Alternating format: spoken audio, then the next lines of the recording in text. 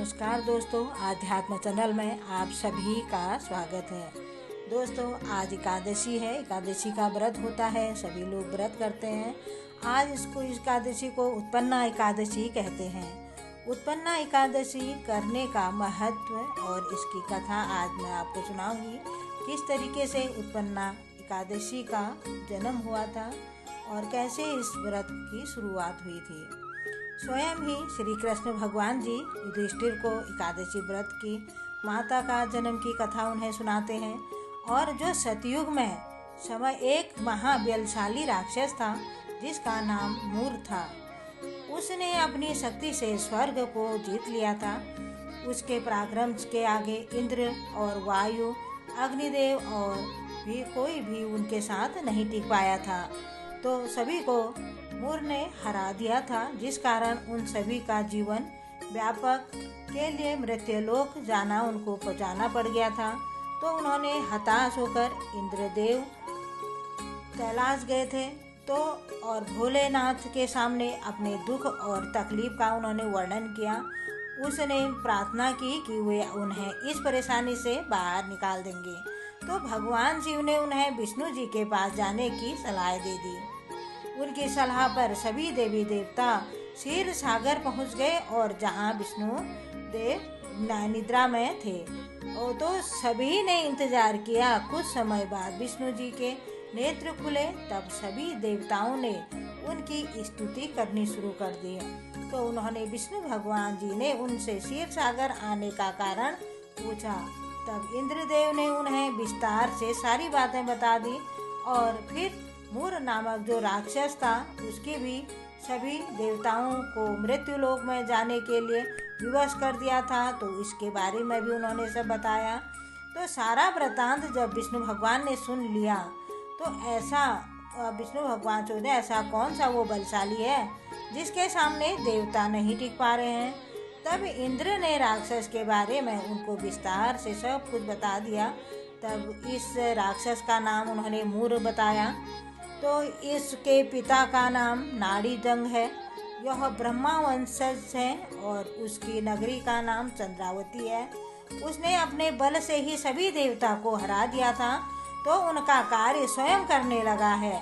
तो जो भी देवता अपने अपने काम करते थे उनके कामों को सब मूर ने ले लिया है। वही करता है, वही सूर्य है और वही मेघ और वही हवा वर्षा का जल है।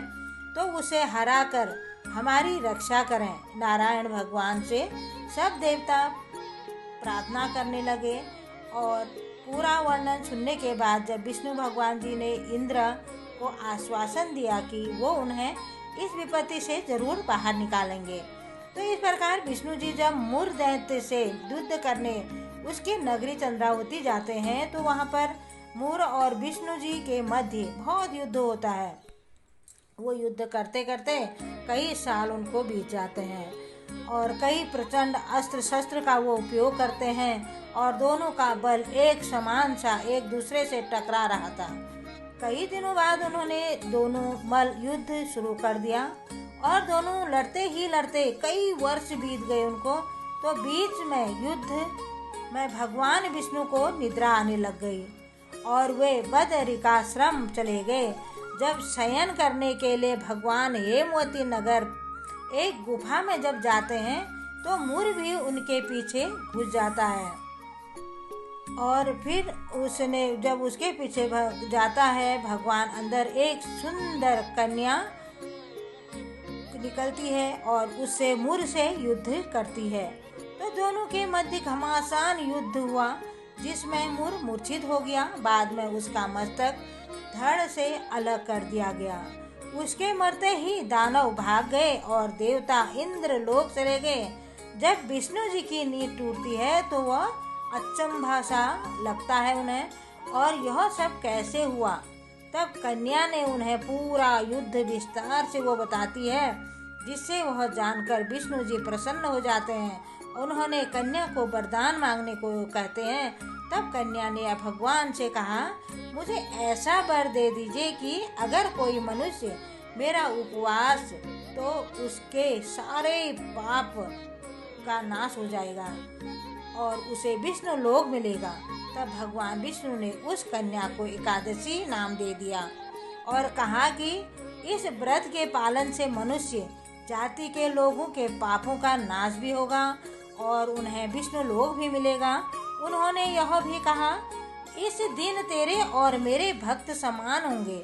यह व्रत मुझे सबसे प्रिय होगा, जिससे मनुष्य को मोक्ष प्राप्त होगी। इस प्रकार भगवान चले जाते हैं और एकादशी का जन्म सफल हो जाता है।